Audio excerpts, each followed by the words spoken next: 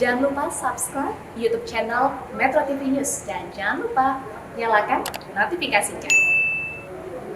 Sejumlah rumah sakit di daerah mengalami krisis stok oksigen di tengah lonjakan kasus COVID-19. Bagaimana antisipasi penanganan COVID-19 di tengah keterlambatan bahkan minimnya stok oksigen di rumah sakit?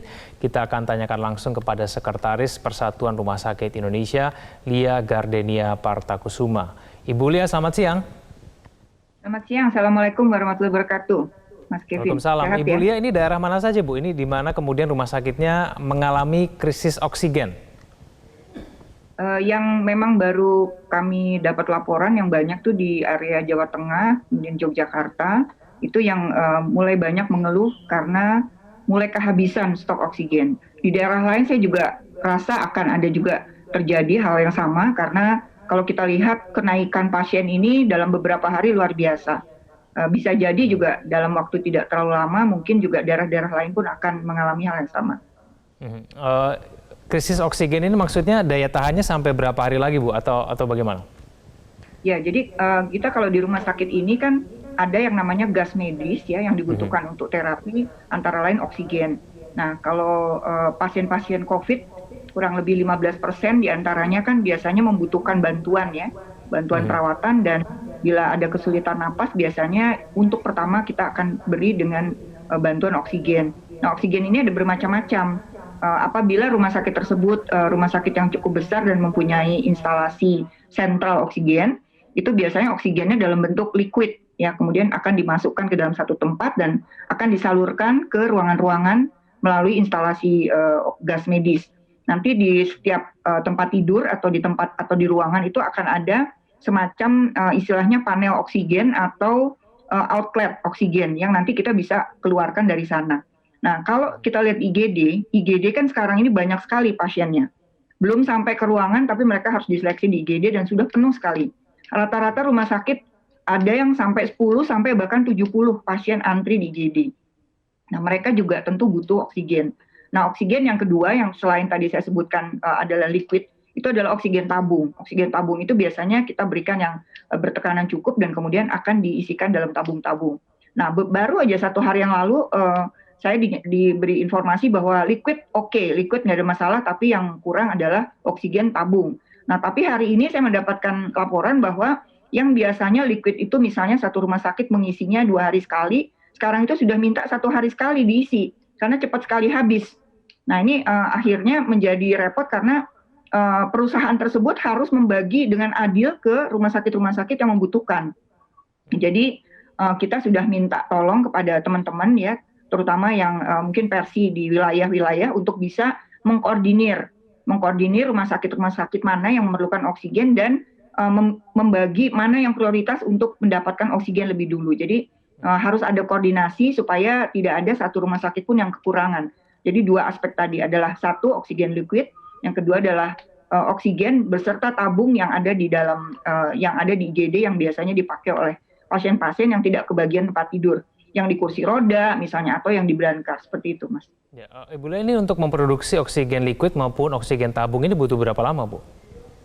Ya, kalau misalnya sebetulnya ada ya alat untuk menggenerate atau membuat oksigen, mencampur oksigen itu sebenarnya ada juga alat, tapi tergantung. Jadi tidak semua rumah sakit punya seperti itu. Seperti contoh mungkin informasi dari Jogja baru saya dapatkan siang ini, dalam satu wilayah yang rumah sakitnya cukup banyak ya, mungkin ada sekitar 70 dan ini yang penuh sekali ada sekitar 27 rumah sakit, itu hanya ada 2 rumah sakit yang mempunyai bisa memproduksi oksigen sendiri gitu. Jadi memang sulit gitu. Kalau misalnya memang produksinya sendiri sebetulnya cepat ya, dalam hari itu juga bisa didapatkan oksigen, tetapi mungkin peralatannya yang belum semua rumah sakit memiliki. Jadi tadi kami sudah berkoordinasi juga, mungkin akan ada beberapa yang diperlukan untuk bisa mendatangkan alat tersebut. Jadi artinya bisa melaksanakan pencampuran oksigen sendiri di rumah sakit.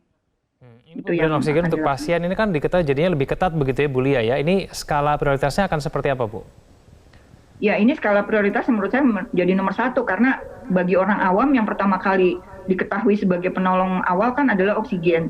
Jadi kita juga merasa ini juga terganggu atau bukan terganggu ya, terusik untuk pada saat kita membutuhkan oksigen, misalnya oksigennya habis, nah seperti itu kan jadi repot.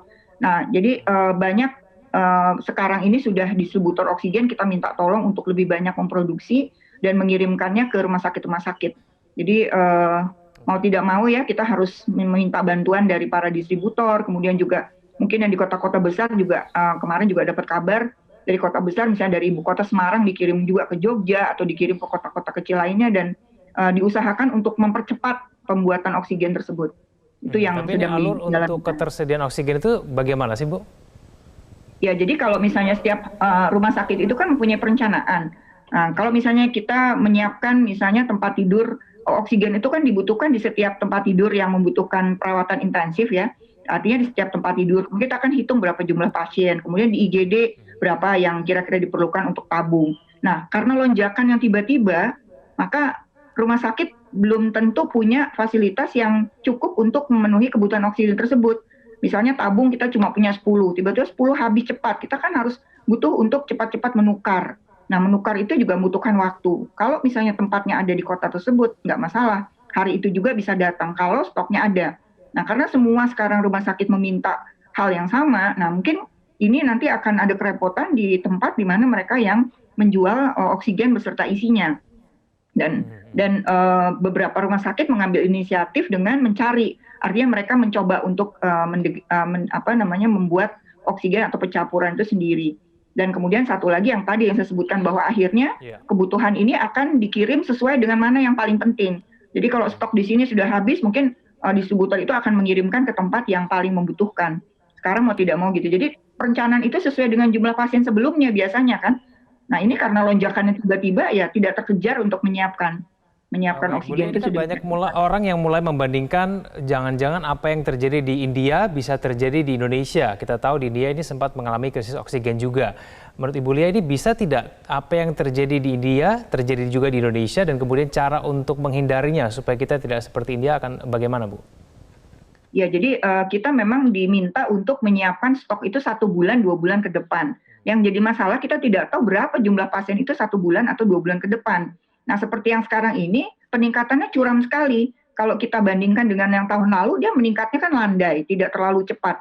Nah, kalau sekarang dengan peningkatan yang luar biasa, satu hari itu bahkan bor itu bisa naik 2%, 84 jadi 86 misalnya, atau misalnya yang kemarin masih 65 menjadi tahu-tahu 70 atau 80. Nah, ini kenaikan ini yang kita tidak bisa antisipasi. Jadi ya kita berharap sekarang rumah sakit tolong untuk bisa berhitung mungkin 3 kali lipat lebih banyak daripada stok yang sekarang mereka harus siapkan, mau tidak mau.